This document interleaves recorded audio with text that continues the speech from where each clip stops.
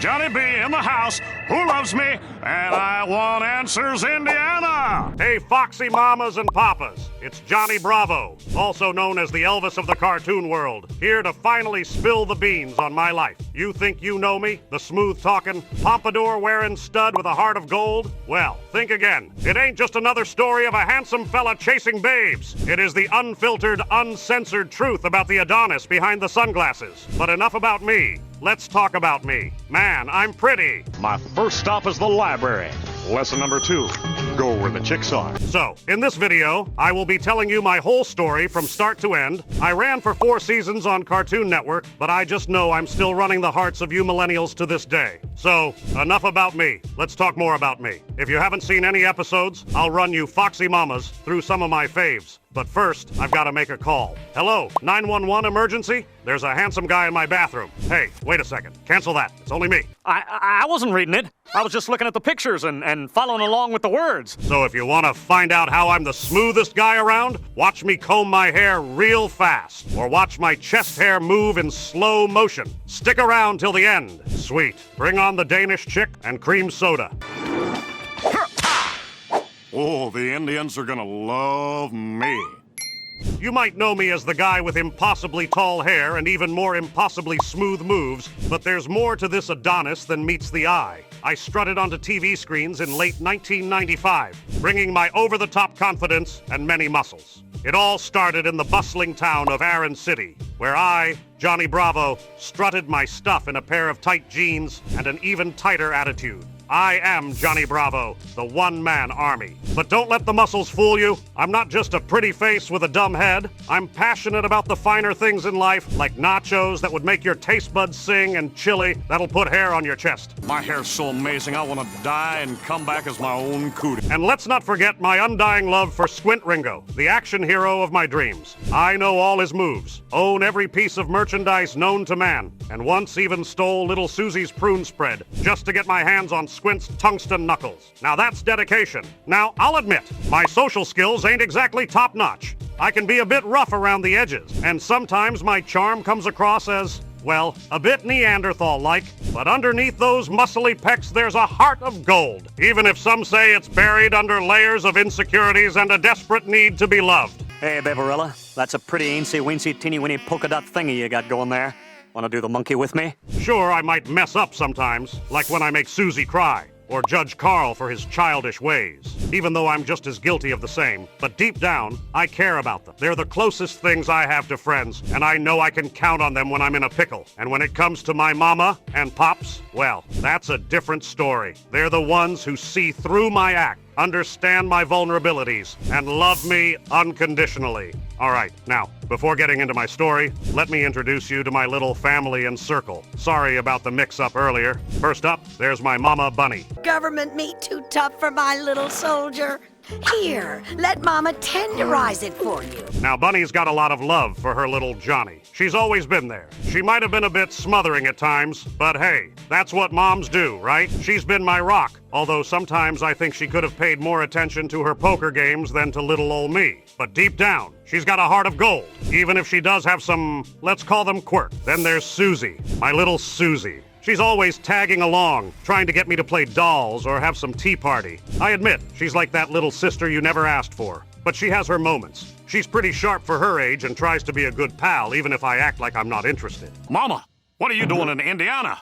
And without a cowboy hat. I came to look after your affairs. But when push comes to shove, she's the one who bails me out of trouble most times. I guess she's got a soft spot for her big bro Johnny. But then, which lady doesn't? I mean, if loving me is wrong, you don't want to be right. Now, Carl's a different story. Carl thinks we're best buds, but I can't stand the guy. He's always with his fancy inventions and scientific mumbo-jumbo. Yeah, he helps me out sometimes, but it's like he's got this crush on me or something. I'd rather be anywhere else than hanging out with him. But I gotta admit, when things get tough, Carl's there, loyal as can be. We've got this weird bond. He's probably the closest thing to a friend I've got, even if I won't admit it out loud. That's the bunch I've got in my life. Mama's got her quirk. Susie's a little pest but sweet. And Carl, well, Carl's Carl. Love them or not, they're the folks who keep my days from getting too dull. Never mind that. How's about you and me forming a more perfect union?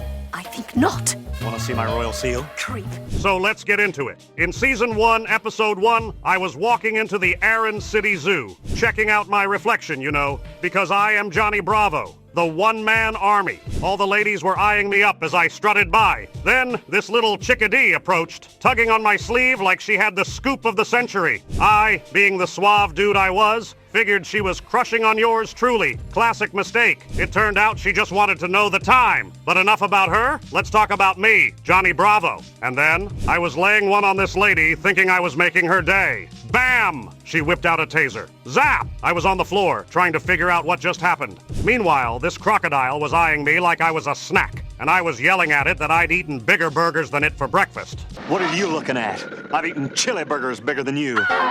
Then chaos hit the zoo. Screaming in the distance, I spotted this zookeeper booking it through the park. I tried to help, strike up a conversation, you know, but she pushed me into the crocodile pit. But I did a ninja move and got out of there like a champ. So I went up to this crying zoo girl, ready to save the day. And what did she say? There was a ginormous gorilla on the loose, but I could only think, how's my hair look today?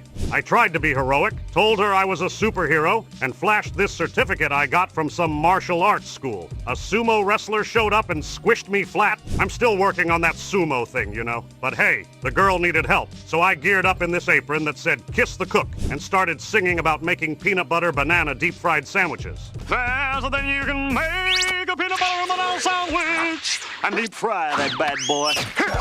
I ran into this purple gorilla in town. Asked him if he'd seen a gorilla around. Yeah, I know, a bit confusing. Turns out, this dude had style, the Mel Gibson of Gorilladom. But he was all in to help, until I said I got this. Hoo-ha, hoo-ah. Later, I was chatting up folks, asking if they'd seen a gorilla when I accidentally hit on this old lady. Classic mix-up, right? But then, this gal flipped me over like it was nothing. And you know what I was thinking? She wanted me. I said, "Hey, Foxy Mama, you smell kind of pretty. Wanna smell me? Hoo-ha!" Now, here comes the wild part. This robber was trying to mess with the gorilla, calling names and all. I stepped in, and the gorilla went all Hulk on the guy. I realized the gorilla fit the description, and ugly. The zoo girl showed up and thought I was holding the gorilla. Nope, just the robber. Awkward, right? The guy had a wife, apparently, and I was left there wondering what the heck just happened. So there you are. Can I have my gorilla now? Why, yes, ma'am. Further on in Season 1, I was strolling down the street, repeating to myself, a loaf of bread, a container of milk, a stick of butter. All I could think about was those groceries. Passed by an elementary school, and that's when little Susie spotted me.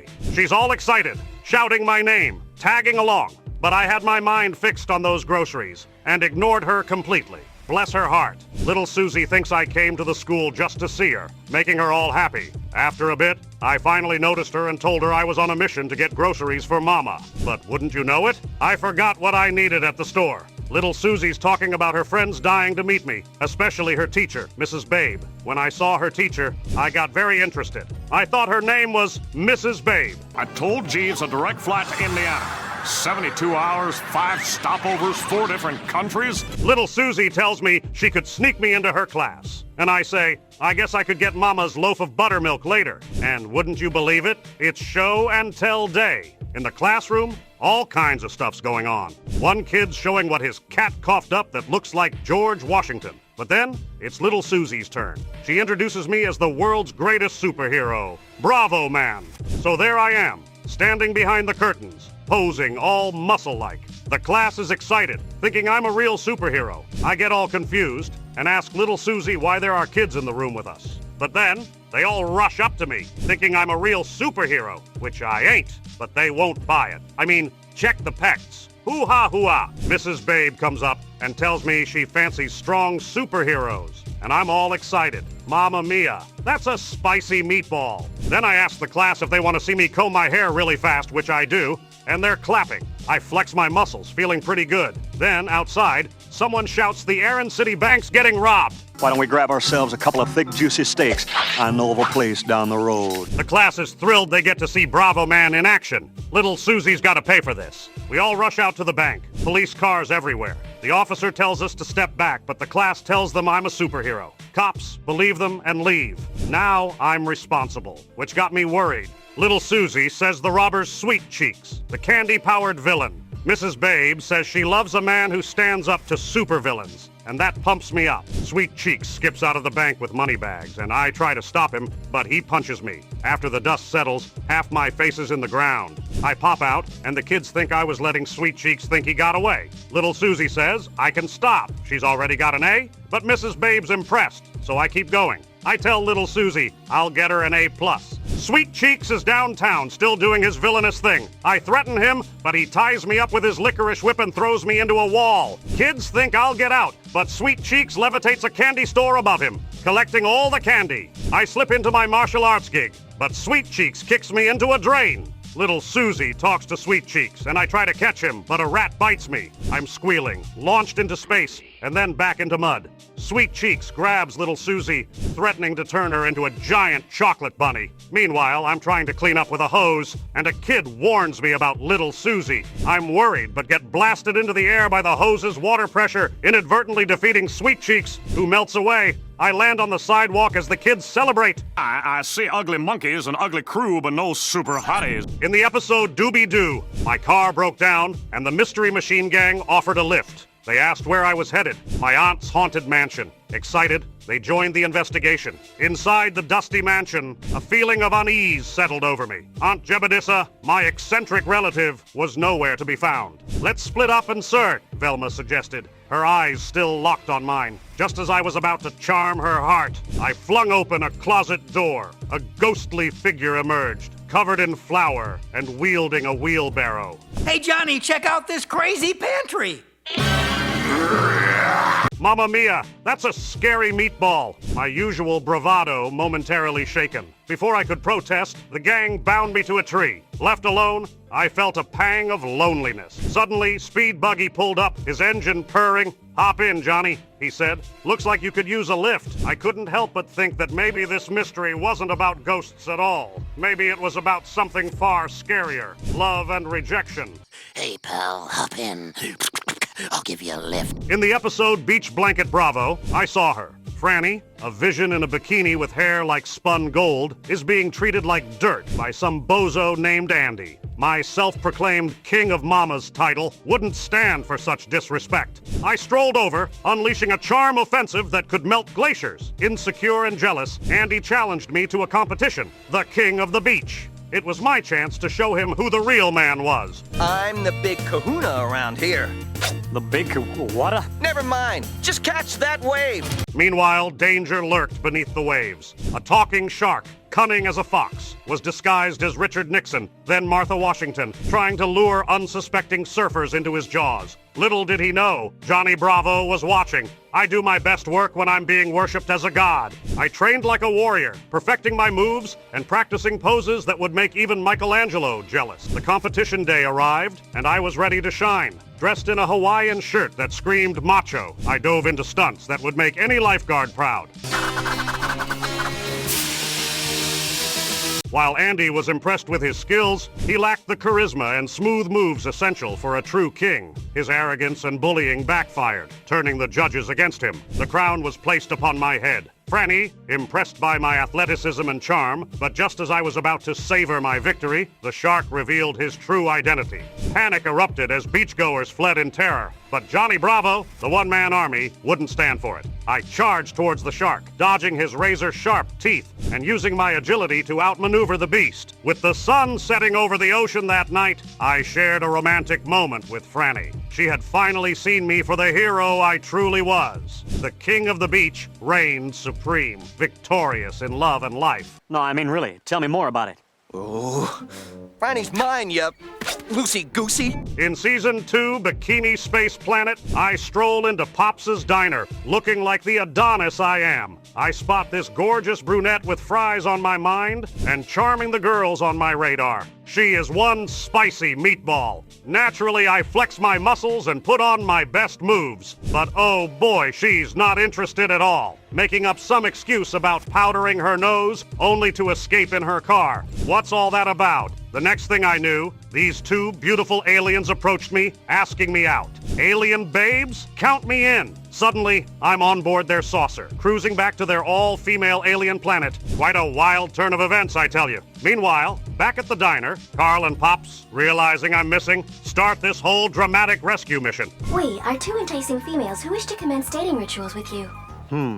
Usually I like to make the first move. They're building some crazy machine to pull me back through space-time and back to Earth. Now, Astron 3, that's where things get weird. I'm in this hall of science, meeting the planet's head doctor, who starts testing me like I'm some lab rat. Reflex tests, endurance trials, and the finale, opening a jar of pickles. And suddenly, I'm their star pupil. They crowned me as their king. The fun doesn't last long, though. I ask for cable, and things just go south. The aliens, all engrossed in some Mel Gibson look-alike, don't care much for the king anymore. I try to explain pretty boy actors. They're all swooning over him. Finally, the aliens send me back to Earth in a pod. Carl and Pop, thinking they've saved me, feel pretty accomplished. But me, I'm pretty peeved. I didn't want to leave that space kingdom. So, I told them off. But truth be told, they didn't have a hand in sending me back. That was all the space baby's doing. What is this cable, sire? Bass fishing, runway models, cable. In episode 13, I was on this road trip with Carl, heading to Hurl World Amusement Park. When he started being annoying, he snatched the map and decided to boot scoot, making us zoom off a cliff and land near a NASA center. They mistook me for an astronaut. And being the charming me, I went along with it, grabbing an astronaut suit. I was all hyped to be the first on the Regurgitator 9000 rocket ride. I met this chimp in the spaceship, thinking it was some kid, and I launched us into space. Meanwhile, back at NASA's control room, Hey, kid. Name's Johnny. Looks like we're gonna be flying together. Colonel Gus Grizzle and those guys realized I was their unexpected astronaut. They were all scrambling, trying to get me to bring the rocket back home, but, let's just say I wasn't the best space cadet they'd ever seen. Carl showed up, trying to be all smart with his sci-fi stuff, asking me to make something from whatever junk was lying around. It went haywire when that chimp attacked me and messed up our communication. That chimp somehow saved the day, guiding the rocket back safely and making everyone at NASA thrilled. But I had my own share of troubles. I accidentally crashed a NASA helicopter into some building nearby, and gravity wasn't too kind to me after that. Now this is my kind of ride. In the episode, Ape is Enough, I headed to Pop's diner for some food and chill time. But things were slightly different that day. Pops was off on his recipe hunt to the South Seas, dragging Carl and Bobo along. He invited me too, dangling the chance of meeting native island ladies. I initially declined, but couldn't resist the idea of meeting some pretty girls. Man, I'm pretty. Due to a mix-up, we ended up on Skull Island instead of Bikini Island, greeted by hostile natives who kidnapped me. Pops and Carl tried to save me, but I got nabbed by a huge female gorilla. Who are you trying to scare with them cheesy masks? This won't end well. The gorilla seemed to fancy me, but I was not interested and tried to let her down gently. Pops reached the cave, but the gorilla nearly swallowed him whole. An enormous rabbit monster showed up, distracting the gorilla. Pops saw an opportunity to profit from the gorilla by taking her back to the diner. I agreed to a tiny share of the cash, and Pops showcased the gorilla at the diner. When I got pictured with supermodels, the gorilla went bonkers, feeling jealous and angry. She broke loose, climbed the diner sign, and slept there, still raging. Mom came to the rescue, bored the gorilla to sleep with a slideshow of her vacation, and I ended up under the gorilla's sleepy weight. Pops went poetic, and as I asked for help, ha ha ha. That was important though. Get away from him, you darn dirty ape! Mama, be careful! Lock and load, baby! In season 3, Hold That Scheme, I spent another good day chilling on my doorstep, totally absorbed in the newest Man Bean issue, when Carl showed up, eyeing the comic. He asked if he could read it next. Trying to act cool, I brushed off comics as lame, saying they're for wimps. But Carl wasn't convinced. He asked why a Mint Man Bean #1 could sell for a fortune. That's when it hit me. I could be sitting on a gold mine. I dashed to the attic to find my old Man Bean #1. But let me tell you, it was no walk in the park. The attic turned into a spooky scene with ghostly stuff going down. I got thrown out in the end. Besides, comic books are for geeky, thin-wristed little dweebs like you. Oh yeah, Mr. Smarty Pants? Carl witnessed the whole thing and told me I've got a ghost haunting my attic. I denied it until a boot smacked me, and then I was begging Carl for help. Then Carl and I were ghost busting in full gear. I head into the attic solo while Carl preps his beam thingy. The angry ghost crashes down, trashing the living room. Tired of waiting, I tried my own blast, messing up Carl's plan. Bunny walks in, sees the mess, and Bunny's trying to reason with the ghost. It turns out it's Uncle Lou, who used to crash in Bunny's attic way back in the 70s. Bunny tries to get him to move on without the comic and vanishes into an ectoplasmic portal. I chased after him, and Bunny, superhero style, followed me with a rope tied around her. We land in the afterworld, and Bunny mistakenly grabs the spirit of Marie Antoinette instead of me. I'm stuck there, begging ghosts to let me read their comics. I was in a real pickle, stuck in the afterlife, without a good read. Mama? Where are you? I'm here! Here! Oh, there you are. But enough about me. Let's talk about me. What do you think of me so far? In the episode, One Angry Bravo, a paddy wagon pulled up with arrested convicts inside, and I mistook them for Santa's reindeer. Inside the courthouse, I found myself among the potential jurors. I misunderstood the stern judge for Santa and blabbered my Christmas wish list to him, but he sternly explained why I was there and set the trial for the next day at 9 o'clock, which I couldn't attend. He later changed his mind after throwing his gavel at me. The following day, I arrived at the trial on my motorbike with a pack of dogs following me. This trial will begin tomorrow at 9 a.m. That's no good. I don't get up until 11, then I got a facial. Man, I'm still the prettiest. Initially ready to declare the defendant guilty of triple parking, my opinion changed when I discovered she was attractive. I started goofing around, cracking jokes, and creating chaos in the courtroom. After a quick, unanimous decision of guilt from the jury, I stubbornly refused to declare her guilty for 8 months, much to everyone's frustration. Even after the judge threatened our privileges, I persisted until he threatened to remove the Ski Bunny channel from my hotel room. That finally convinced me. The jury found the defendant guilty, and she received a fine. I suggested she be placed under house arrest at my place. Trying to escape with her ended up with me being thrown in jail. I insisted I'd be free soon because I believed Santa would rescue me. Hey, Pops, congratulate me.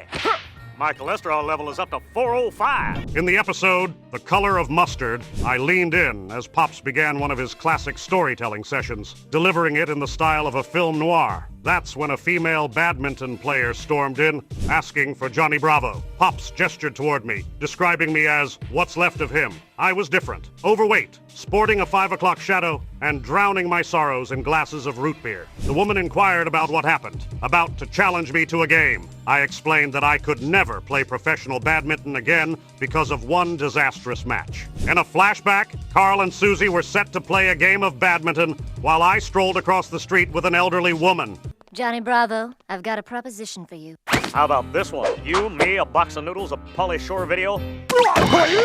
My attention snapped toward my friends when I heard the pop of a shuttlecock can, leaving the old lady behind to join them. Despite Carl and Susie's reservations due to my poor sportsmanship, we played. I easily won, reveling in victory, and Pops, the only spectator, noticed my skills. He proposed that I become a professional player, promising me unlimited hot dogs. I couldn't resist. Cut to Denver, Colorado, where I was seen competing professionally against a caricature of Kirk Tingblad. I mistakenly whacked the shuttlecock off my opponent's head, and it flew into a hot dog vendor's mouth. The vendor collapsed, sending me into horror. I couldn't get my usual dog after the game. Paramedics rushed in, carting away the vendor and his hot dogs before the flashback ended. Hey, Johnny, what should we sing next? How about the Shut Up song? I don't know that one. Can you hum a few bars to me? In Season 4, I was eyeing this sleek El Toro Guapo pickup truck at the contest, thinking it was a piece of cake to win. Little did I know, I had to outlast a herd of competitors while clinging onto a chatty bull. I mean, seriously? A bull that talks more than I do. The challenge kicked off, and everyone lunged for the bull. Now, me being Johnny Bravo, I had a plan. I whispered sweet nothings in the bull's ear, trying to befriend it. Say, mister, is this the El Toro Guapo contest? Well, it isn't Family Feud. Of course it's the El Toro Guapo contest. Turns out, this bull was a big chatterbox, discussing everything from the weather to its favorite brand of hay. I must admit, I've never met a bull so opinionated. As the hours dragged on, competitors started dropping like flies, unable to handle the bull's constant banter. Meanwhile, I was holding on for dear life, engaging in a full-blown conversation with this bull. It was like a talk show on hooves. Eventually, the bull and I formed a bond. But just as victory seemed certain, a sudden sneeze from the bull sent me flying, leaving me empty-handed and truckless. No need to leave a message. You can talk to me right now. Hi, Johnny! Oh, hey, Mama, what's up? In the episode Home Alone, well, you guessed it. Mama Bravo finally agreed to let me stay home alone for a week. I thought, this is it, Johnny. You're the king of your castle now. But boy, was I in for a wild ride. Disaster struck faster than you could say trouble. First, I attempted to cook. Let's just say the kitchen looked like a war zone after my attempt at making pancakes. Then, I tried fixing a leaky faucet, and suddenly, there was water flooding the entire house. Then, the TV went kaput. You going somewhere? Oh, I wish I'd have gotten you a babysitter. Mama, what you wish for, will you?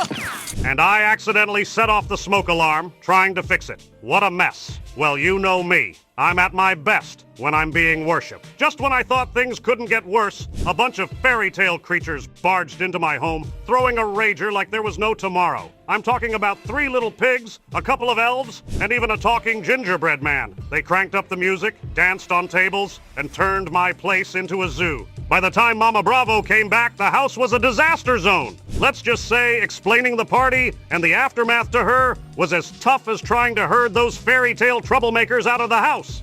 But these letters, if Santa doesn't get these letters by tonight, I might not get all those free presents I asked for. In season 4, well, let's talk about a Christmas disaster. I forgot to send my letter to Santa Claus. Panic mode activated. The post office crushed my hopes, saying there was no way to get the letters to the North Pole in time. So what did I do? Got on a wild journey to the North Pole with little Susie in tow. We started by stowing away on a plane, thinking we were on the express route to Santa's workshop. Instead, we found ourselves plummeting from the sky with circus animals. This guy wants us to deliver his letters to Santa by tonight. A loser. Susie worked her magic and got a trucker to rescue us from the middle of nowhere. At the airport, luck finally smiled upon us. We hitched a ride heading towards the North Pole. But guess who joins our merry crew? None other than the infamous Donny Osmond. Can you believe it? A pop legend in the middle of our quest for the North Pole. We laughed, sang some tunes, and exchanged stories while speeding towards Santa's turf.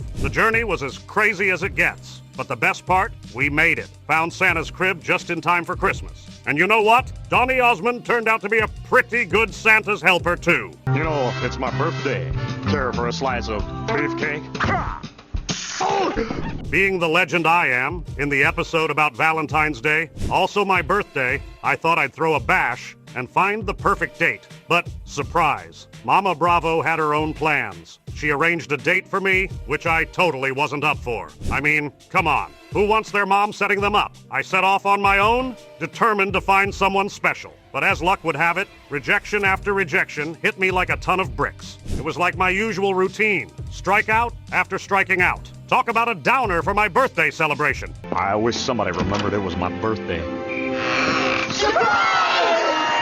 This doesn't happen to an hunk-a-dunk like me. Feeling blue as a smurf, I stumbled upon the girl Mama had lined up for me. Turns out she's a knockout. A real foxy mama, a spicy meatball, a fiery redhead with a personality just like mine. It was like looking in a mirror, except, well, way prettier. And that's saying something because, man, I'm pretty. We hit it off instantly. She's a pretty mamacita. Our date was legendary, filled with laughter and shared quirks. She was into the same things I was. And for once, I felt a real connection. I couldn't believe it. The girl my mom picked was the perfect match. It turned out to be the best birthday ever. Mama really does know best sometimes. Are you sure this thing will get us to the North Pole?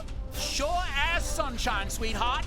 So that was all about my story. I'm so interesting. Don't forget to check out the channel for more. But for now, you look pretty, I look pretty. Why don't we go home and stare at each other? I mean, it's a beautiful day, but not as beautiful as me. Check the pecs. Hoo-ha, hoo-ha. Dasher, Dancer, Lefty, Mad Dog, One Eye, Rico, but no Santa.